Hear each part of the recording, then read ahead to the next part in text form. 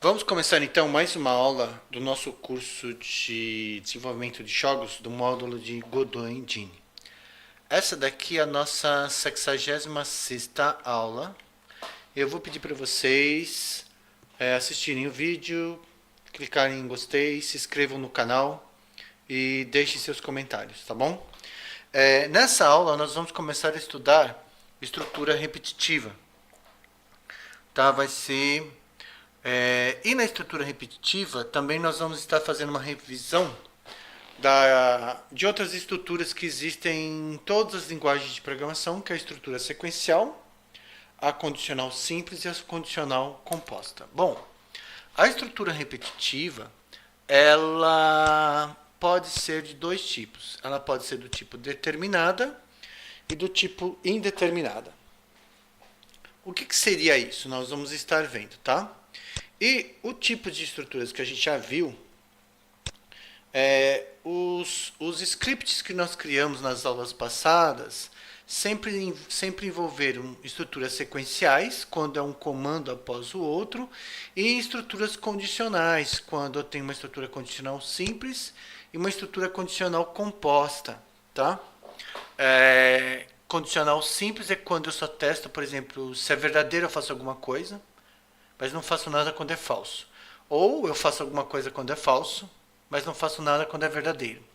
E aqui na composta eu posso estar fazendo algo tanto quando é verdadeiro como quando é falso. Tudo bem? E aqui nós vamos ter também, que nós vamos estar analisando bastante a estrutura repetitiva. Vamos lembrar então a estrutura sequencial. Na estrutura sequencial, uma instrução é executada uma após a outra, do começo até o fim, tá? Então, vamos voltar aqui que eu me perdi agora. Então, o que acaba acontecendo? Ó?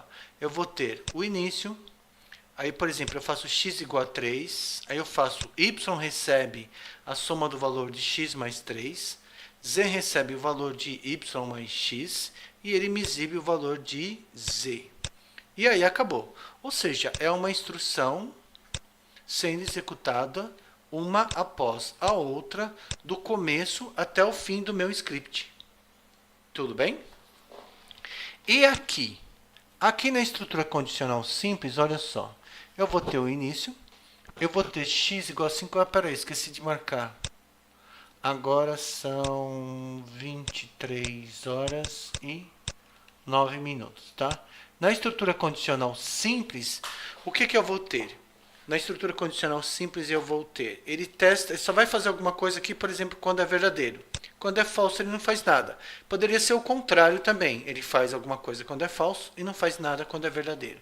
Então olha lá, x igual a 5, x é maior que 2? Sim, 5 é maior que 2, é verdadeiro. Então ele vai fazer x mais 3, o y recebe x mais 3. Então fica 5 mais 3 dá 8. E aí ele vai exibir o valor de y, que é 8. Ah, e se for falso? Se aqui fosse 1, por exemplo, 1 é maior que 2? Não. Então ele não faz nada e vai para o fim. Ou seja, é uma estrutura condicional simples. E na estrutura condicional composta, ele pode fazer alguma coisa quando é verdadeiro, ele pode fazer alguma coisa quando é falso, tá? Quando é... Então vamos analisar aqui, ó. Início. X igual a 10. X é maior que 15? Não. 10 não é maior que 15, porque x é 10. Então aí ele vai vir para cá. Aí ele vai fazer, quanto é x? X é 10. 10 menos 5 é atribuído a z. Então 10 menos 5 é 5, z recebe 5. E aí exibe o valor de z, que é 5, e aí acabou.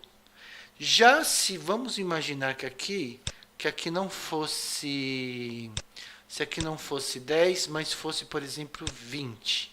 20 é maior que 15? Sim, é verdadeiro. Aí ele viria para esse lado, lado verdadeiro. Aí 20 mais 5 é 25 e é atribuído a y. E aí ele exibe o valor de y, que é 25, e acabou. Tudo bem? Então nós já vimos as estruturas condicionais simples e composta, e já vimos a estrutura sequencial. Nós também já vimos um pouquinho de estrutura repetitiva quando nós usamos a função proxies. Tudo bem? Porque ela é, na verdade, uma estrutura repetitiva dentro do script, né? Lembrem que todo script ele vai ter a função read e a função proxies. Então nós vamos ter o que vai acontecer? Vamos analisar aqui, por exemplo. Então, quando você tiver uma estrutura repetitiva, você vai falar que, por exemplo, ela vai executar um laço, ou seja, ela vai repetir um grupo de comandos várias vezes, podendo repetir de uma muitas vezes, tá? E laço também pode ser chamado de loop. É muito usado a palavra loop, ou seja, quando eu quero eu quero dizer que um comando ele vai ser executado muitas vezes, eu digo que ele está dentro de um loop, tudo bem? Ele está dentro de uma estrutura repetitiva, ok? Então vamos dar uma olhadinha aqui, o fluxograma de uma estrutura repetitiva, tá? Então, o fluxograma de uma estrutura repetitiva, olha só, por exemplo, vamos imaginar, começou, x é igual a 1, começou, x é igual a 1, y é igual a 5. Aí eu pergunto, x é menor que y? Sim, 1 é menor que 5, tá? Então é verdadeiro. E aí o que ele vai fazer? 1, se x é 1, 1 mais 1 é atribuído ao próprio x, então x será 2, exibe o valor de x, que é 2, exibe uma mensagem na tela, bom dia, boa noite, o mundo é lindo e assim vai, tudo bem? Aí ele volta, só que agora o x é 2, 2 é menor que 5? Então fica 2 mais 1, 3, exibe a mensagem novamente, 3 é menor que 5? 3 mais 1, 4, exibe o 4, a mensagem, agora já me perdi, 4 é menor que 5, 4 mais 1 é 5, exibe 5, 5 é menor que 5, não. E aí ele sai fora, exibe o valor de x, exibe o valor de y e acabou. O que eu quero que...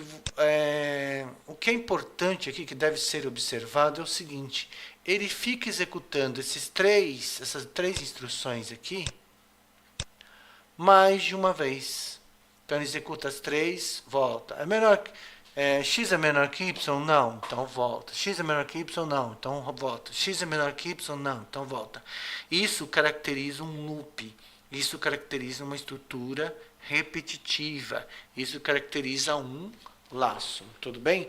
Só que o que pode acontecer? Nós podemos ter um laço ou um loop determinado, aonde eu sei quantas vezes ele vai ser executado, ou um loop indeterminado, que eu não sei quantas vezes ele vai ser executado. Vamos ver um exemplo. Então, olha só. Vamos imaginar que você contrata uma pessoa. Ok? E essa pessoa ela tem que sair pela cidade andando e ela vai entrevistar várias pessoas. Tudo bem? E ela só vai voltar para casa, ela só vai poder parar de fazer essa entrevista a hora que ela encontrar uma pessoa estrangeira, que não é brasileiro, que não nasceu no Brasil. No momento em que ela encontrar uma pessoa que é estrangeiro, que não nasceu no Brasil, ela para com a pesquisa. Então então vamos imaginar, ela encontrou a primeira pessoa. Essa pessoa aqui já pode ser um estrangeiro. Então ela ia entrevistar essa pessoa e acabou. Então ela teria feito esse questionário, essa entrevista apenas uma vez, sendo que esse questionário é formado por várias perguntas. Bom, mas essa pessoa é brasileira, então ela vai para a próxima. Essa pessoa aqui também é brasileira, então ela faz um monte de perguntas para essa pessoa e continua. Ela vai para o terceiro e essa pessoa também é brasileira, então ela faz um grupo de perguntas para essa pessoa. E somente quando ela chega na quarta pessoa, ela encontrou um estrangeiro e aí ela pode voltar. Só que isso, ela poderia ter entrevistado 1, 2, 3, 4 ou até milhares de pessoas até encontrar um estrangeiro, uma pessoa que nasceu em outro país, dependendo do lugar do Brasil onde ela se encontra. Se ela estiver, por exemplo, numa capital de um estado, é mais fácil encontrar um estrangeiro. Agora, se ela estiver numa cidadezinha do interior, dependendo do lugar, vai ser muito difícil encontrar um estrangeiro, tá? Às vezes a cidadezinha do interior está cheia de estrangeiros, né? Mas a ideia que eu quero que se perceba é a seguinte: Esse questionário que ela vai fazer, ela pode executar, ela não sabe quantas vezes ela vai fazer esse questionário. Ela pode fazer uma vez só, logo no primeiro, ela já encara um estrangeiro, tá? Ou seja, ela não faz nenhuma, né? Porque se ela encontrar um estrangeiro, ela volta. Então ela não faz nenhuma vez, se a primeira pessoa com que ela encontrar foi estrangeiro. Como ela pode fazer 5, 10, 20, 50, 100 vezes, 1000 vezes, até o momento em que ela encontra um estrangeiro. Então isso seria uma estrutura repetitiva indeterminada. Tudo bem? Agora vamos imaginar que eu contrato uma outra pessoa e eu simplesmente falo para essa outra pessoa o seguinte: você vai pegar um questionário, tá? E você vai entrevistar 10 pessoas. Você vai entrevistar apenas 10 pessoas, independente se elas são brasileiras ou não, se elas são estrangeiras ou não. Você vai só entrevistar 10. Ah, mas tem 50 pessoas. Não importa, você vai entrevistar somente 10. Mas eu só conheço, só tem 5 aqui. Não, então você vai procurar até encontrar 10 pessoas. Então aqui eu sei que quantas vezes o loop vai acontecer. Esse questionário será respondido por 10 pessoas. Tá? Então seria uma estrutura repetitiva determinada. Eu sei quantas vezes o loop vai ser executado. Ok? Então eu já sei quantas vezes o loop vai ser executado. Então eu tenho essas duas estruturas. Não se esquecer que aqui, ó, isso é muito importante. O loop ele sempre repete um ou mais comandos, uma ou mais instruções, né? Até que uma condição aconteça de tal forma que ele saia. Tudo bem? Ele saia desse loop, o loop seja interrompido. Tá bom? No caso de um script, do GD script, nós temos a função proxies. Nós temos a função proxies, né? Delta, onde essa função, tudo que é colocado aqui dentro, todas as instruções que são colocadas aqui dentro serão executadas. Então a função proxies determina um loop, né? Essa função ela determina um loop, tá? Só que é um loop indeterminado, ou seja, é uma estrutura repetitiva indeterminada. Então essa função aqui, ela caracteriza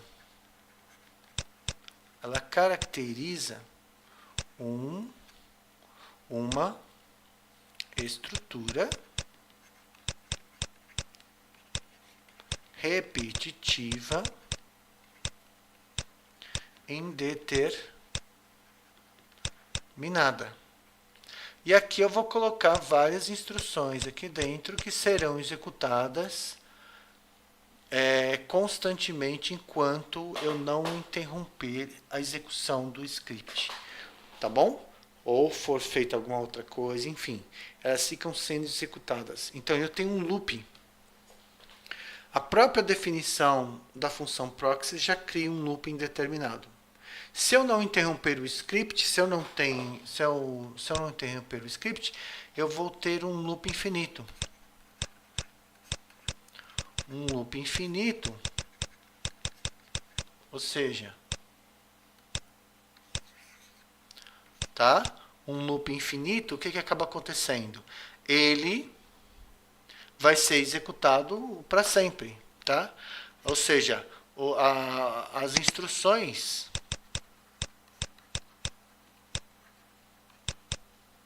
colocadas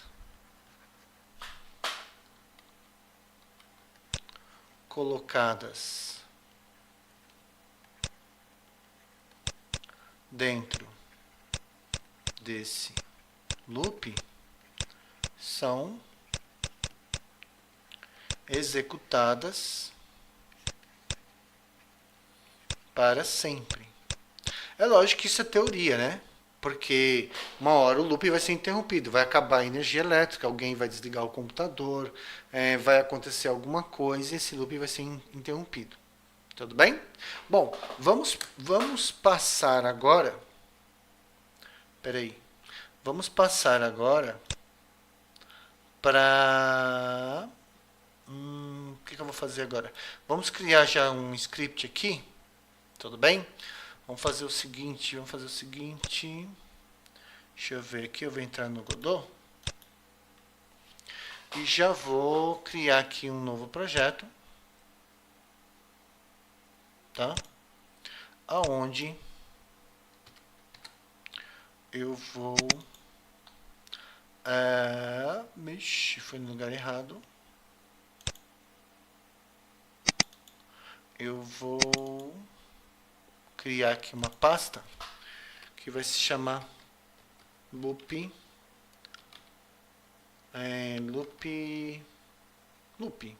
Só loop. Tudo bem? Vou dar um OK aqui. Selecionar pasta atual e criar e editar. Ok? Vamos ir aqui rapidinho, né? Vamos colocar aqui 2D. Vamos colocar um nó raiz. Vamos renomear esse nó aqui para principal. Já vou criar um script para ele, que também vai ser um script principal. Vou salvar essa minha cena, que ele vai salvar também com o nome de principal. Já vou executar para ele pedir para eu selecionar uma cena como sendo a principal. E tá aí, não tem nada. Vou diminuir o tamanho dessa janela. Certo? Vou diminuir o tamanho dessa janela. Tá, vamos executar. Ok. Beleza. Tá? E a gente continua numa próxima aula. A gente vai continuar a partir disso daqui que eu acabei de montar agora.